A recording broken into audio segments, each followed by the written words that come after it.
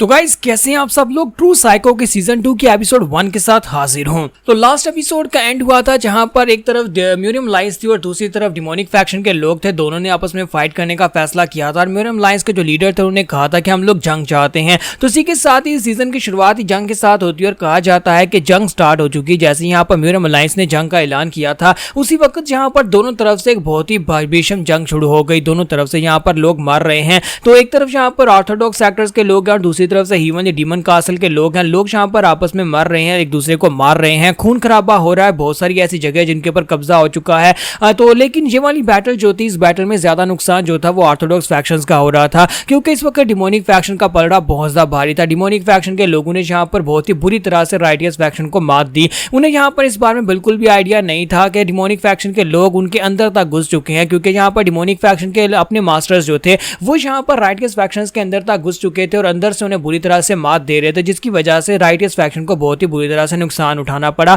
और बहुत सारे ऐसे बड़े बड़े सेक्टर्स थे जो कि जहां पर डिमोनिक फैक्शन के हत्थे लग चुके थे और हार चुके थे। इसका मतलब यह है कि डिमोनिक फैक्शन ने पहले से जाल बिछा रखा था और हो सकता है कि शायद वो सालों से इसकी तैयारी कर रहे हैं। उसी वजह से वो यहाँ पर बड़ी आसानी के साथ अपनी वार को जीत रहे थे। लेकिन फिर अचानक कुछ ऐसा हुआ कि एक वक्त में यहाँ पर उनका पलड़ा कमजोर होना शुरू हो गया। ऐसे यहाँ पर डिमोनिक फैक्शन के लोगों ने साचियोन की टैंग फैमिली के ऊपर अटैक किया। तो वहां पर टैंग, हारियोंग, कोल्ड ब्लडेड विच जिसमें मैट्रियार्च उनकी शामिल है और साथ में उनकी जो फैमिली पैट्रियार्च हैं वो सारे के सारे बुरी तरह से जख्मी हुए। एक तरफ यहाँ पर डिमोनिक फैक्शन के लोगों ने इन सभी लोगों को बुरी तरह जख्मी करने के साथ ही साचियोन की टैंक फैमिली के ऊपर कब्जा कर लिया और इस पूरे एरिया के ऊपर कब्जा करने के साथ ही यही उनका डाउनफॉल स्टार्ट होना शुरू हो गया। क्योंकि जब उन्होंने यहाँ पर उनके ऊपर अटैक किया तो इस बैटल में उन्हें भी काफी ज्यादा नुकसान पहुंचा, क्योंकि टैंक फैमिली के लोग पॉइजन में बहुत ज्यादा माहिर हैं। इसी के साथ ही जब उन्हें यहाँ पर नुकसान पहुंचा और टैंक फैमिली के नाइलेशन के साथ ही यहाँ पर जितने भी छोटी मोटी फैक्शन के लोग थे जो अभी तक यहाँ पर ऑर्थोडॉक्स फैक्शन का हिस्सा नहीं बने थे, जिन लोगों ने म्यूरियम अलायंस को ज्वाइन नहीं किया था, डिमोनिक फैक्शन के खिलाफ वार का हिस्सा नहीं थे, वो सभी लोग फिर से एकजुट होना शुरू हो गए। उन सभी लोगों ने एक जगह के ऊपर मिलकर एक दूसरे का साथ देना शुरू कर दिया और सभी लोगों ने जब एक दूसरे का साथ दिया तो साचियोन की टैंक फैमिली में से डिमोनिक फैक्शन को खदेड़ दिया गया और वहां से उसे निकाल दिया गया। हालांकि डिमोनिक फैक्शन के लोग यहाँ पर कोंटोंग, कुनलुंग और इमी फैक्शन और किंगचेंग फैक्शन के ऊपर भी कंट्रोल कर चुके थे और यहाँ पर सारे बड़े बड़े सेक्टर्स उनके कंट्रोल में आ चुके थे, क्योंकि यहाँ पर जितने भी छोटे मोटे सेक्टर्स सभी को इस बात का आइडिया हो गया था कि अगर जंग इसी तरह चलती रही तो बहुत ही जल्दी ये लोग तो पूरी के पूरी म्यूरियम के ऊपर कब्जा कर लेंगे और छोटे मोटे सेक्टर्स जो कि इस जंग से बचना चाहते हैं वो लोग भी बच नहीं पाएंगे। इसी वजह से उन सभी लोगों ने मिलकर एकजुट होकर इनसे फाइट करने का फैसला किया और बहुत ही जल्दी यहाँ पर फिर से एक नई आर्मी खड़ी हो गई। छोटे मोटे सेक्टर्स ने मिलकर यहाँ पर म्यूरियम अलायंस की कमी को पूरा किया, जहाँ पर उनके नंबर्स जो थे वो डिमोनिक फैक्शन के नंबर से ज्यादा हो गए और देखते ही देखते यहाँ पर एक बहुत ही बड़ी आर्मी इकट्ठी हो गई। इतनी बड़ी आर्मी जितनी पहली म्यूरियम अलायंस के पास बिल्कुल भी नहीं थी और म्यूरियम अलायंस लीडर ने इस आर्मी का बिल्कुल सही इस्तेमाल किया और इस म्यूरियम अलायंस ने जो इसका इस्तेमाल किया उसके साथ ही ये जंग जो थी वो एक नए एरा में स्टार्ट हो गई।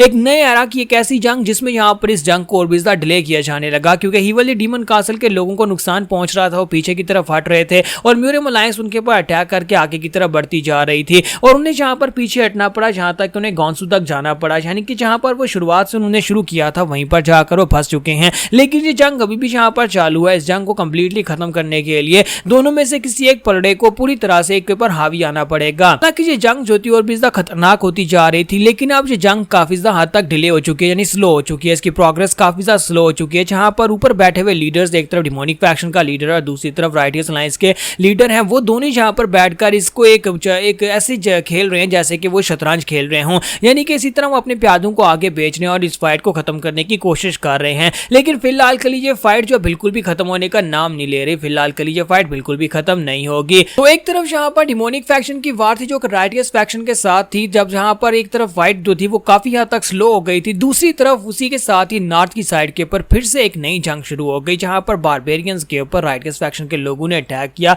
उस साइड की राइटियस फैक्शन के लोग बारबेरियंस से अपने किले को वापस लेने के लिए उनके ऊपर अटैक कर रहे होते हैं और वहां पर एक अलग ही जंग चल रही होती है। तो एक तरफ राइटियस सोल्जर्स होते हैं जो कि जहां पर बारबेरियंस को खदेड़ना चाहते हैं, वो अपने फोर्ट्रेस को बारबेरियंस से वापस लेना चाहते हैं। बारबेरियंस ने आकर उनके फोर्ट्रेस के ऊपर कब्जा कर लिया था और वो लोग चाहते हैं कि इस फोर्ट्रेस के ऊपर दोबारा से कब्जा हासिल कर लिया जाए। इसी वजह से यहाँ पर फाइट चल रही होती है। बारबेरियंस होते हैं, दूसरी तरफ सोल्जर्स होते हैं और ये फाइट काफी ज्यादा लंबी चल रही होती है। और इसी के साथ एक सोल्जर को दिखाता है कि वो चिल्लाकर कहता है, जल्दी से हमारी कैटापुल्ट्स को लेकर आओ। कहां पर है हमारी कैटापुल्ट्स, कहां पर है? बड़े बड़े पत्थर भी लेकर आओ ताकि हम लोग यहाँ पर उनकी दीवारों के ऊपर पत्थर फेंक सके और उनके किले के अंदर उनके ऊपर अटैक कर सके। तो वहीं पर बड़ी बड़ी कैटापुल्ट्स को लाया जाता है और साथ ही उनके ऊपर बड़े बड़े पत्थर लोड किए जाते हैं। सिर्फ पत्थर ही नहीं बल्कि उनके ऊपर डेड बॉडीज को भी लोड किया जाता है। ऐसे लोगों के डेड बॉडीज जो कि किसी बीमारी की वजह से मर गए थे, एक ऐसी बीमारी जो कि आगे फैल सकती है। ये ज़ोंबीज की बात नहीं हो रही, बल्कि पुराने जमाने में जब इलाज नहीं हुआ करते तब जहाँ पर स्मॉल पॉक्स और इस तरह की जो बीमारियां हुआ करती थी वो आगे फैलती थी और उनका कोई इलाज नहीं हुआ करता था।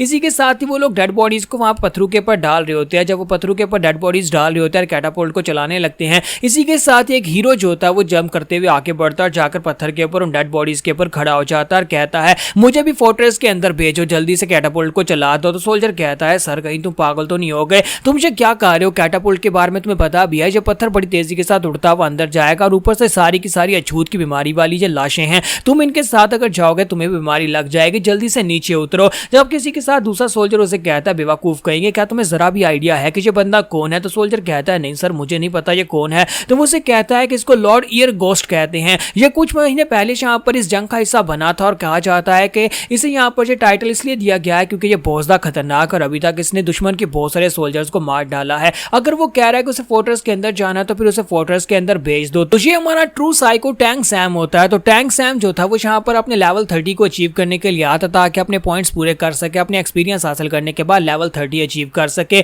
तो उसी के साथ ही हमारा जो टैंक सैम होता है वहीं पर से अपनी तलवार निकालता है, कैटापोल्ट की रस्सी को काट देता है और कैटापोल्ट वहां पर चल जाती है। पत्थर को बड़ी तेजी के साथ वो फेंकती है, जैसी पत्थर जो होता है डेड बॉडीज के साथ उड़ता है वो आगे की तरफ बढ़ता है तो लाशें हवा में बिखर जाती हैं, ऊपर से उड़ती हुई सीधी उस कासल की तरफ आगे बढ़ी होती है। जबकि हमारा टैंक सैम जो होता है वो बड़ी तेजी के साथ उन डेड बॉडीज के ऊपर से फलांगता हुआ आगे की तरफ बढ़ता है। वो जंप करते हुए उन सभी डेड बॉडीज के ऊपर से पैलेस के अंदर चला जाता है, यानी कि उस बड़े कासल के अंदर चला जाता है। वो सोल्जर कहता है कि ये तो वाकई में कासल के अंदर चला गया। तो यहाँ पर हमारी एपिसोड 40 का एंड करेंगे और नेक्स्ट एपिसोड में देखेंगे कि हमारा टैंक सैम कासल के अंदर जाने के बाद क्या कुछ नई अचीवमेंट्स को हासिल करने वाला है।